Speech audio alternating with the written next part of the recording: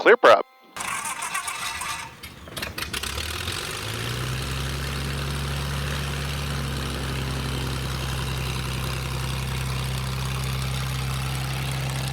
A little warm because we got it up earlier today, but we're recording. Got all the audio going in. So we're here in Arizona, Yuma, Arizona. Yuma, Arizona. Right? And we're here with Larry Nelson in his Zenith CH6, well, Zenith, so it's a Super Zodiac CH601 HDS in taildragger configuration with a Corvair engine. Yep. And you know, and I know I've seen you fly this airplane quite a bit. Yeah. Turning left downwind runway 35, Somerton.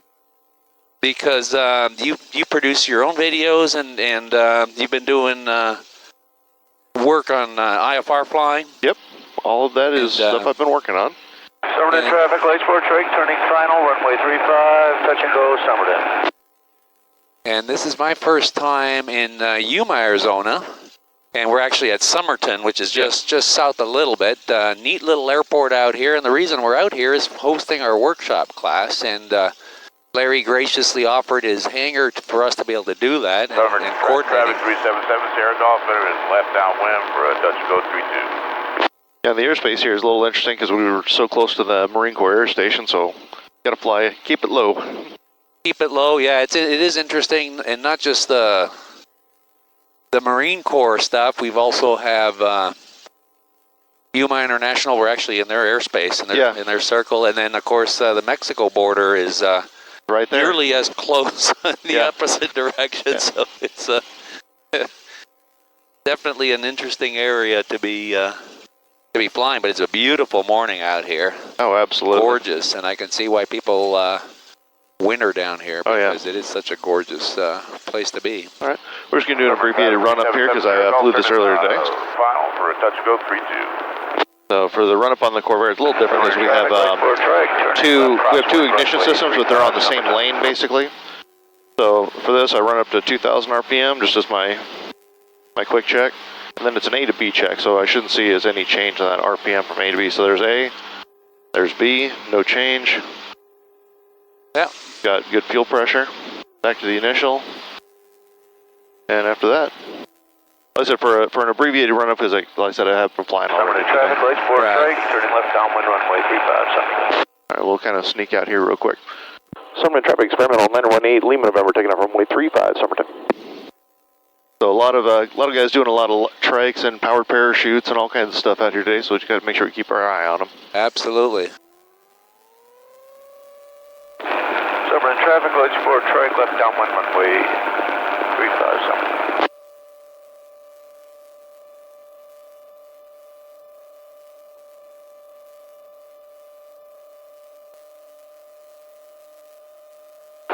There we go. Traffic lights for trike, turning left base runway 35, Somerton. Yeah, what a wonderful morning to be flying. Oh yeah, you see the visibility out here is amazing. Sure is, and it's kind of fun. I haven't been in a taildragger in a little while, so it's kind of fun to fly that. You know, we had our red Super Zodiac final runway 35, touch and go, Somerton. taildragger at the factory way back in '92, and we started Zenith Aircraft Company. That was our first demo airplane at the factory. It was a red, really? Yeah, and it was interesting. It was the same configuration as this HDS speed wing with the taildragger configuration. We also had a Rotax engine in it, 912, which was one of the very first Rotax 912 engines in North America, if I recall. Okay.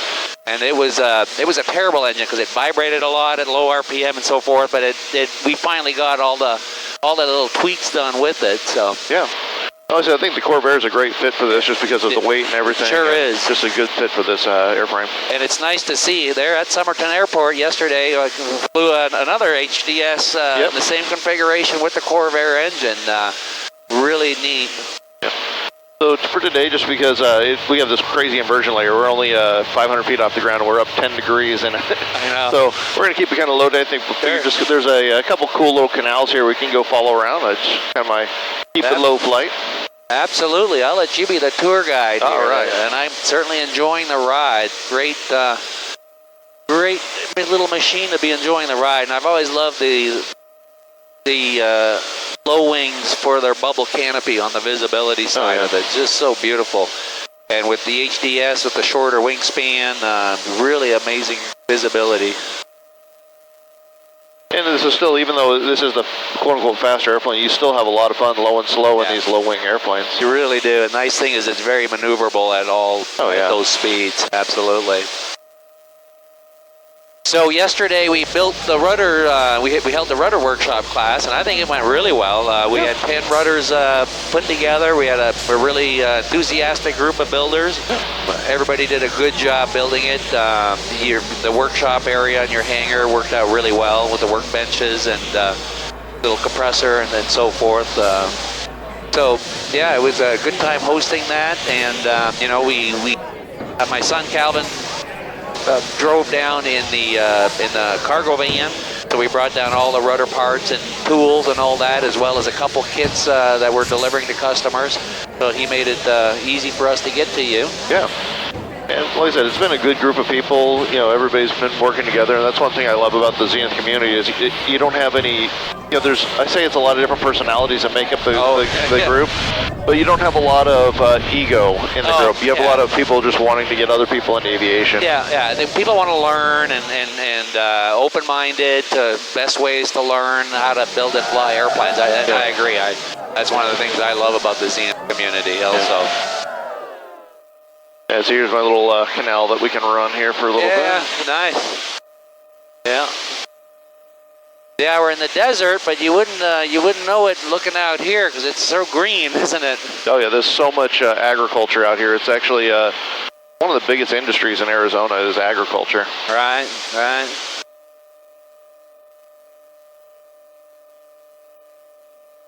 And I think you were telling me earlier it's mainly lettuce that they farm out here. This time of year it's a lot of like iceberg lettuce, boxy lettuce. All your lettuce is coming from these fields right over here. Yeah, so isn't that neat? Yeah, it's a wonderful little canal to be following over. Yeah. And I suppose these are all irrigation canals. Yeah, these are all irrigation canals, yeah. Yeah, like I said, we're just up here at 500 feet. And so you're equipped with this airplane also to do full IFR. Yeah, this is fully equipped for instrument flight. And you did your rating recently, and and actually today is the day after the workshop, this Sunday, where actually the 1st of March today, isn't it? Yeah, today's 1st of March. Already, we're already a 3rd month of the year. Wow, time flies already. But today, so we're finishing up the rudder workshops today, and then hosting a bit of a little fly-in gathering. We've invited a few more Zeniths to fly out, and we expect such a beautiful weather. We expect a few more planes coming out today, and then you're also going to be sharing information. Seminar. I'll be talking about engine oil analysis, what it took to set this thing up for instrument flight. Another friend of mine that I work with, he's an engineer. He's going to come out and talk about using OnShape to design your instrument panel. So hopefully good information for everybody. Wonderful, yeah. And that's going back to what I love about the Zenith community. You know, you're sharing information about your learning experience with it, and having a friend do the same. And again, that's how we learn more about building and flying our own airplanes. Yeah.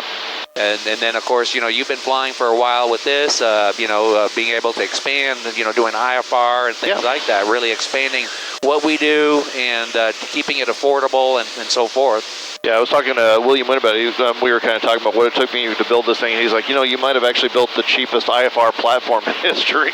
And that's possible, too. And it's a great little platform. I love it. I love it. Yeah, some of the new technology has made it easier to do things like IFR because you got rid of the vacuum system. Yeah, absolutely. And there's so much stuff that gets dual integrated that you don't need a panel from edge to edge just to get all the information you need. Because this panel, and we don't even have the iPad in here, and this panel, it's pretty darn complete. Oh yeah. Everything from digital engine monitoring. I've got nav radio, comm radio, GPS, all of the normal things you'd have in an IFR platform. And not to quote you specifically, although we're being recorded here, Yeah. but you say the cheapest or lowest cost IFR platform. How much you figure you have in this entire setup? For this whole setup, you could probably replicate this for right around 20,000. So that's on the panel side. Yeah. And then on the rest of the airframe and the entire if you were to find another HDS, things like that, you could probably replicate this plane for right around 40,000. Yeah. So. Yeah, that's so $60,000. Nice. Yeah. And this is a modern IFR platform, yeah, obviously. Exactly. All right, well, I think we're going to have some people waiting for us. We probably should head on back in. Absolutely, yeah. And thanks again for taking me out. Such a beautiful morning and great little machine. And I certainly feel confident at the hands of a good pilot like you are. So thank you. And are you going to make it up to Oshkosh this year? I'm going to try. That is definitely I'm going to try. Traffic lights, board track, turning left base, runway, let's go 32, Somerton. I see him there. Yeah. All right.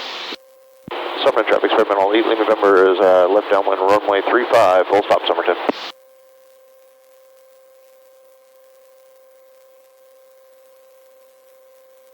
Again, for a small airport, it's amazingly busy. Turning left, or turning final rather for runway 32, touch and go, Somerton. Yeah, and I love seeing small airports with active light airplane communities. It's such a great thing to see. Yeah, and with it's amazing how many Zenith builders we actually had at this small little airport too. That's right, yeah.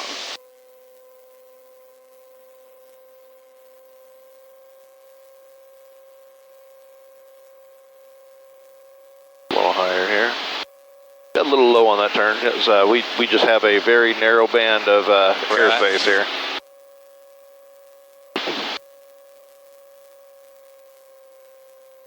Somerton traffic, experimental 8 Lima November, left at base, runway 35, full stop.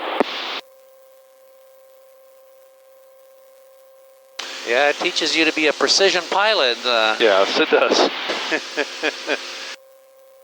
Other airports where you got 800 feet, if you're 20, 30 feet off, it doesn't matter too much. Here, it kind of does matter. Yeah.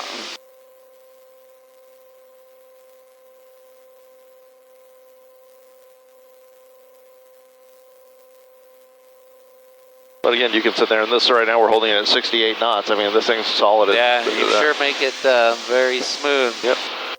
Somerton traffic, experimental, liner 18, Lima November, final runway 35, Somerton.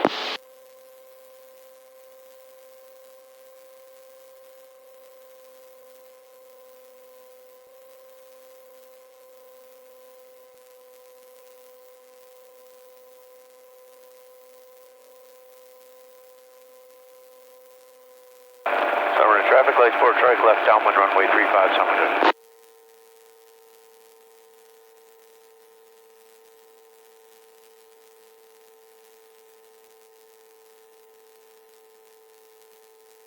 Yeah, good over the nose visibility still here. Yeah.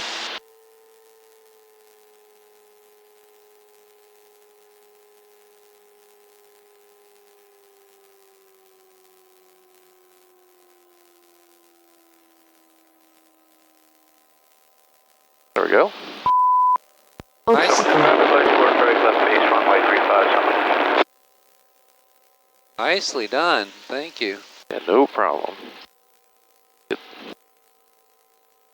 So yeah, thanks Larry. Thanks for taking me around, showing you your area, sharing information about your plane, and thank you again for hosting the workshop. Being a valued member of our Zenith community. I appreciate everything for us. And So we're in traffic, lights, port strike. No problem. Going to extend our base traffic on the 35, Somerton. Somerton traffic, experimental 8 Lima November, back taxi runway 35.